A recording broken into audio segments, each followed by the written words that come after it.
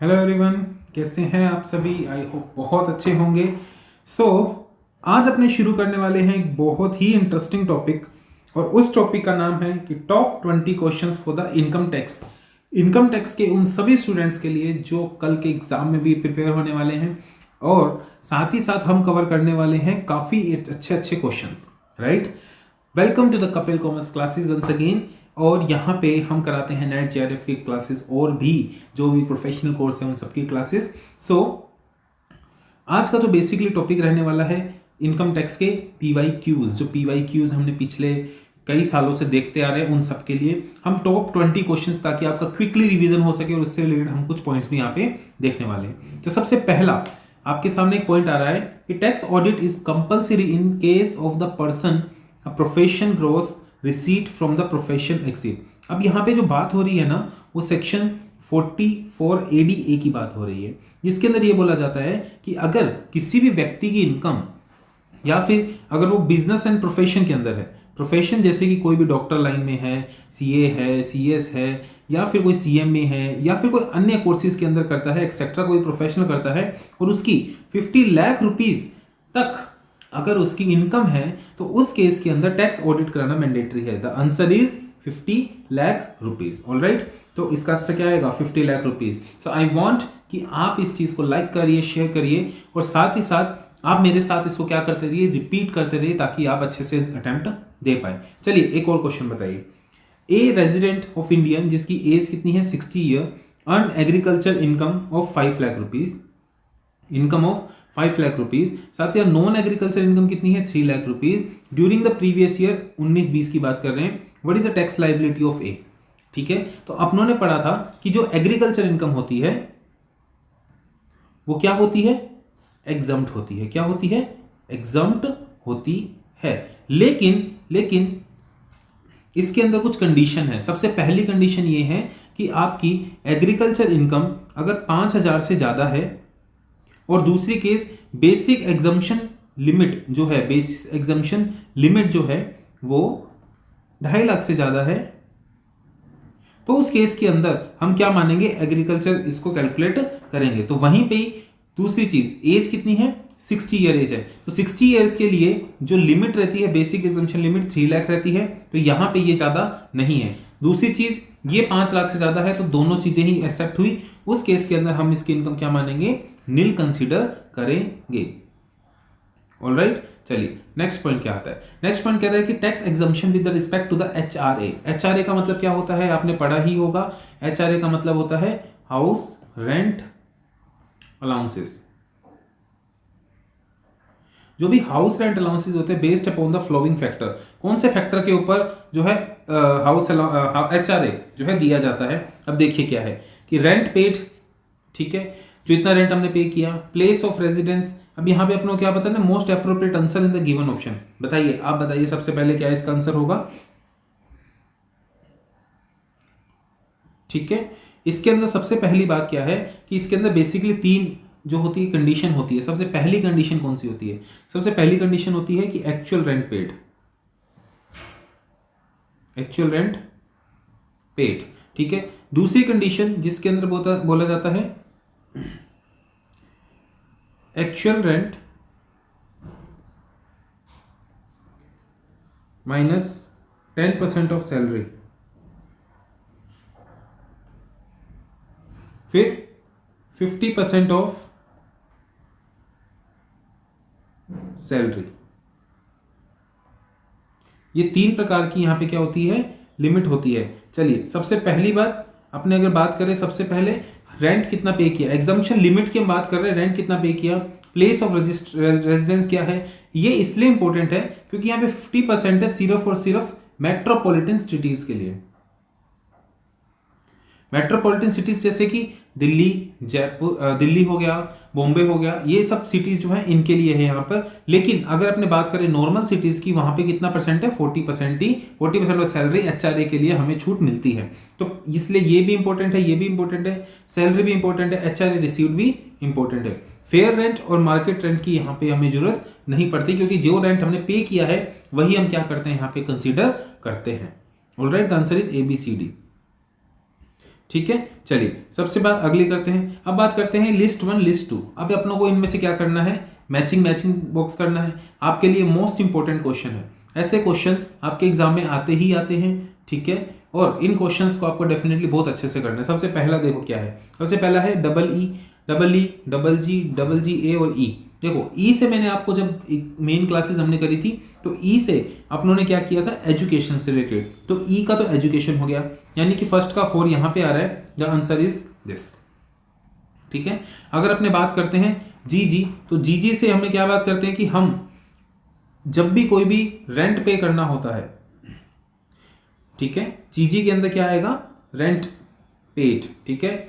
ई के अंदर क्या आता है, in respect to the interest of loan for the residence purpose. इसका मतलब क्या होता है, यानी कि कोई भी व्यक्ति अगर कोई भी इंटरेस्ट की पेमेंट कर रहा है, जैसे किसी ने हाउस लिया, हाउस के लिए इसने क्या लिया, कोई भी वी कैन से लीज पे कुछ भी लिया, लोन लिया, लोन लेने के बाद उस बंदे का जो भी इंटरेस्ट की पेमेंट होगी उसके ऊपर क्या मिल जाएगी, एग्जम्पशन मिल जाएगी, उसके ऊपर क्या मिल जाएगी, प्रॉपर पूरी छूट मिल जाएगी। Alright, the answer is this. इसके बाद tax audit is compulsory for the 50 lakh. अब देखिए यहां पे किसकी बात कर रहे हैं, for the carrying on the business. अगर मैं प्रोफेशन की बात करूं तो वहां पे 50 लाख की लिमिट थी, यहां पे कितने की लिमिट है, 1 करोड़ रुपीस की लिमिट है। नेक्स्ट पॉइंट आप बताइए फटाफट। नेक्स्ट पॉइंट क्या है, सेक्शन 10(1) एग्रीकल्चर इनकम। 10(1) से किससे बात करते हैं, अपने एग्रीकल्चर इनकम की बात करते हैं, ठीक है। इसके बाद 10(13) है HRA, 13A को HRA से मैच करते हैं। तो इन दो से देखिए हमें क्या पता लग रहा है, फर्स्ट का बी है यहां पे ही, फर्स्ट का बी सिर्फ यहां पे ही आ रहा है, तो ऑब्वियस ही बात है। अच्छा, इसके बाद क्या आ रहा है, अपनों को और क्या पता है, सी का 4 ये है, ठीक है, तो ये इसका आंसर आ गया इस तरीके से, ठीक है। चलिए नेक्स्ट पॉइंट की बात करते हैं, the arrange of the sequence of the E filing income tax. Income tax में हमें ई फाइलिंग करनी है, सबसे पहले हम क्या करते हैं, रजिस्टर करने के बाद लॉग इन, बी देन ए, तो बी ए वाला कौन सा टेक ही है, तो आंसर इज दिस वन, ठीक है।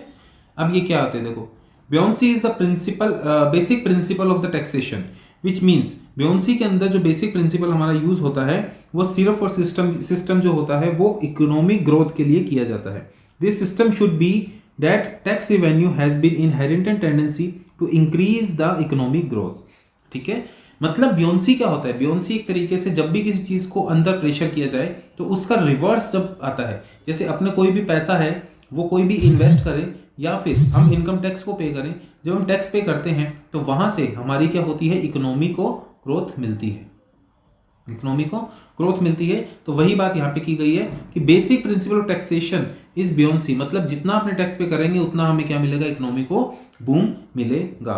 ऑलराइट, अब बात करते हैं the partial integration of the agriculture with non agriculture income is done in case of association of person and body of individuals, ठीक है। नेक्स्ट पॉइंट पे बात करते हैं, the due date of first installment of income tax is paid other than company is, क्या होती है बताओ, 15th ऑफ जून। देखिए 15th ऑफ जून को कितना परसेंटेज देना पड़ता है, 15%। उसके बाद 15th ऑफ सितंबर को कितना देना पड़ता है, 45%। इसके बाद 15th ऑफ दिसंबर को कितना देना पड़ता है, 75%। और साथ ही साथ अब अपनी बात करें 15th ऑफ मार्च में, 15th ऑफ मार्च को आपको कंप्लीट 100% तक का एडवांस टैक्स वहां पे क्या कर देना पड़ता है। इसके अंदर सबसे बड़ी बात क्या है, सबसे पहली चीज तो ये ध्यान में रखनी है कि यहाँ पे जो टैक्स बनना चाहिए वो 10,000 से ज्यादा बनना चाहिए, ठीक है। दूसरी सिचुएशन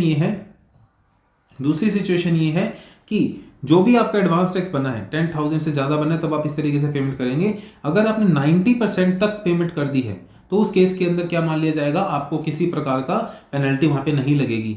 और अगर आपने फर्स्ट इंस्टॉलमेंट में 12% तक की पेमेंट करी है, इस सेकंड इंस्टॉलमेंट 36% तक की पेमेंट करी है, तो भी आपके ऊपर कोई भी प्रकार का टैक्स इंटरेस्ट नहीं लगेगा। देखो ये पूरा का पूरा अपने डिटेल में पढ़ते हैं, लेकिन मैंने आपको शॉर्ट में भी यहाँ पे बता दिया है।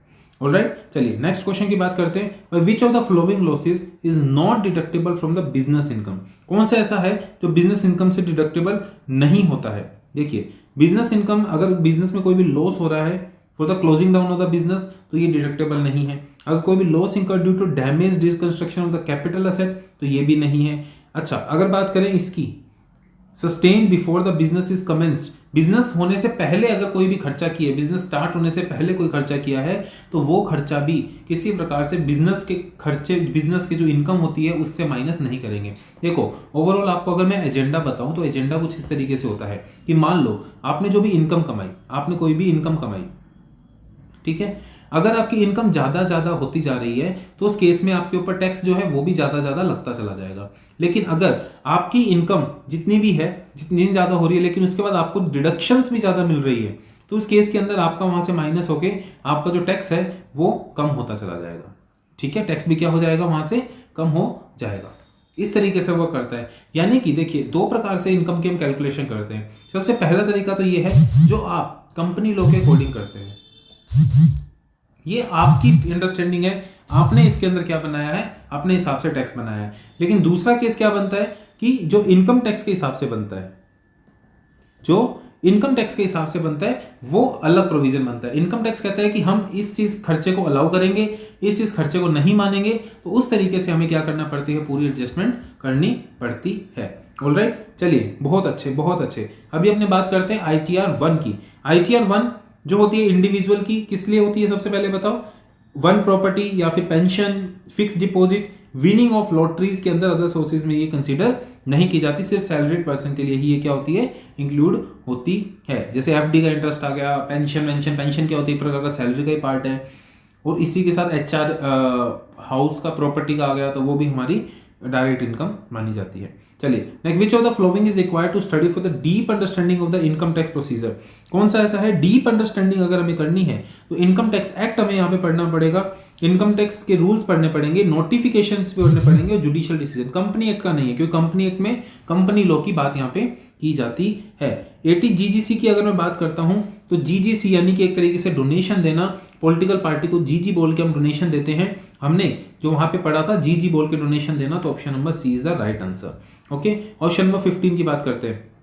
दो स्टेटमेंट दी गई है, कौन सी स्टेटमेंट सही है आपको सिर्फ इतना ही बताना है। पहली statement, assessee is always a person but person may or may not be assessee, answer is correct. Assessee हमेशा एक पर्सन होता है, लेकिन एक पर्सन असेसी तब बनेगा जब वो टैक्स पे करेगा। अगर वो टैक्स पे नहीं करता तो वो पर्सन का पर्सन ही रहेगा। हर असेसी इंसान तो होता है, लेकिन हर इंसान असेसी नहीं होता, क्योंकि वो टैक्स पे नहीं करता।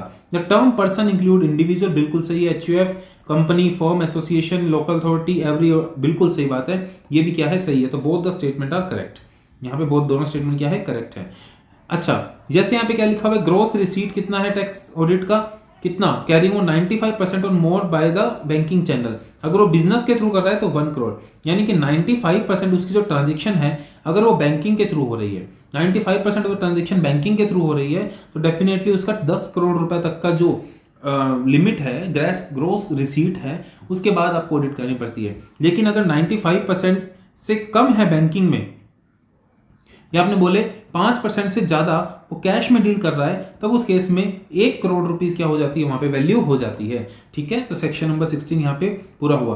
पनिशेबल क्राइम कौन सा होता है, टैक्स इवेजन। टैक्स इवेजन क्या है, पनिशेबल क्राइम है। जैसे कि टैक्स मैनेजमेंट, टैक्स को मैनेज कर रहे हैं अपने, टैक्स प्लानिंग, हम टैक्स के अंदर किस तरीके से लीगल तरीके से क्या कर रहे हैं, टैक्स को बचा रहे हैं।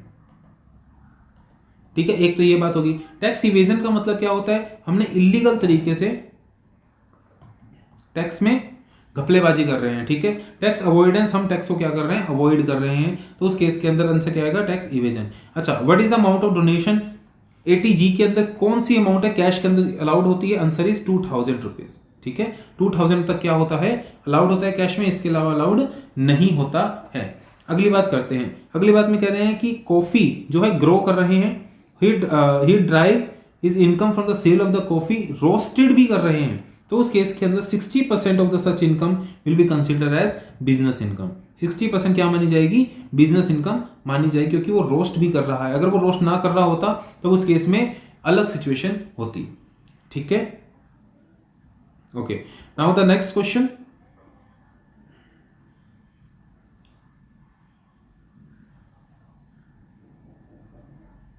Next question says that Bhola's father dependent on him suffering from 90% disability. 90% disability के अंदर है और आपको ये बताना है कि 1 लाख रुपए उसने इंकर कर दिए maintenance of the medical in his father, the deduction he claim in income tax this is, अगर वो 90% डिसेबल है, 80% से ऊपर डिसेबल है, तो उस केस में 1,25,000 की क्या मिल जाती है, हमें छूट मिल जाती है। Answer is 1,25,000 flat. 1,25,000 फ्लैट की हमें क्या मिल जाएगी, वहां पे छूट मिल जाएगी। So this is all about it. I hope आपको मजा आया होगा। सो डेफिनेटली आप इस वीडियो को लाइक करिए, शेयर करिए, सब्सक्राइब करिए, ताकि आपका नॉलेज बहुत अच्छे से इंप्रूव होता चला जाए। And rest we will go on soon. हम जल्द ही और भी सेशंस लेके आ रहे हैं। सब्सक्राइब करिए चैनल को। Thank you very much.